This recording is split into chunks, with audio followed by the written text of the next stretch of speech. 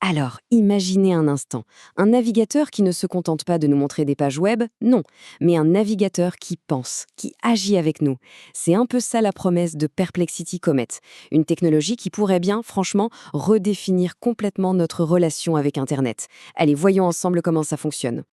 Mais bon, pour vraiment saisir la révolution que propose Comet, il faut d'abord se rappeler d'une frustration qu'on connaît absolument tous, le bazar de la navigation sur le web aujourd'hui. Ah, ce sentiment, il est tellement familier, pas vrai? On veut comparer des hôtels pour les vacances, choisir un nouvel ordi, ou même juste trouver une recette de cuisine. Et bam, en 5 minutes, on se retrouve noyé sous une avalanche d'onglets, à faire des copier-coller dans tous les sens. C'est l'enfer. Et là, on voit tout de suite la différence. C'est radical. D'un côté, on a le processus de recherche classique, manuel, un peu pénible, en plein d'étapes, et de l'autre, une seule conversation, simple, directe. Voilà, toute la différence, elle est là. Alors, qu'est-ce qui rend Comet si différent en fond? Parce qu'il ne s'agit pas juste d'une petite fonctionnalité en plus, hein. C'est un vrai changement de paradigme dans la façon dont on interagit avec le web. Et la nouvelle, la plus importante peut-être, cet outil super puissant qui était avant un service payant est maintenant accessible à tout le monde, gratuitement.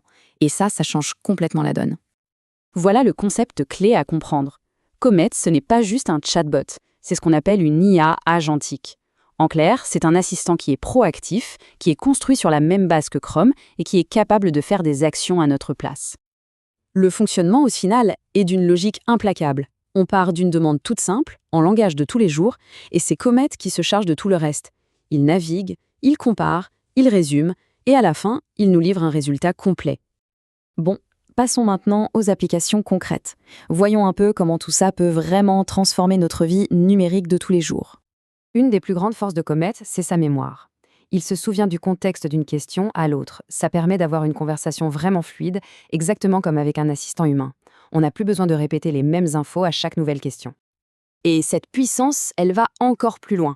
On peut carrément créer nos propres raccourcis personnalisés, des sortes de formules magiques pour automatiser les petites tâches répétitives du quotidien. C'est un gain de temps qui devient vite énorme. Et l'impact, il est quantifiable. Ces quelques minutes qu'on économise chaque jour, ça peut paraître peu, mais sur une année, ça représente une quantité de temps vraiment considérable. Du temps qu'on peut réinvestir ailleurs. Maintenant, pour un usage professionnel, la discussion est un peu différente. Là, on va parler de productivité, d'intégration et surtout d'un élément absolument essentiel, la sécurité. En entreprise, évidemment, la confiance, c'est la base. Comet l'a bien compris.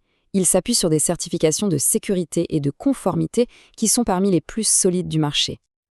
Mais attention, un outil aussi puissant, ça demande une utilisation responsable. Il est donc super important d'adopter de bonnes pratiques. Par exemple, ne jamais, au grand jamais, partager d'informations sensibles comme des mots de passe. C'est une approche équilibrée. La puissance de l'IA, oui, mais alliée à la vigilance humaine. Et maintenant, explorons ce qui est peut-être l'application la plus révolutionnaire de Comet, son impact sur l'éducation. Ça, c'est un engagement majeur de la part de Perplexity, démocratiser l'accès à la connaissance. Rendre cet outil d'apprentissage aussi avancé gratuit pour tous les étudiants du monde, c'est un geste vraiment fort. Cette comparaison, elle est au cœur de la philosophie de Comet pour l'éducation. Le but, ce n'est pas de donner la réponse toute faite, mais d'aider à la trouver. C'est un partenaire d'apprentissage, pas un outil pour tricher. Cet exemple, il est très parlant. C'est inspiré de la méthode socratique. L'outil ne résout pas le problème à la place de l'étudiant, non, il le questionne, il le guide, il le pousse à utiliser ses propres connaissances pour arriver à la solution. C'est ça la vraie compréhension.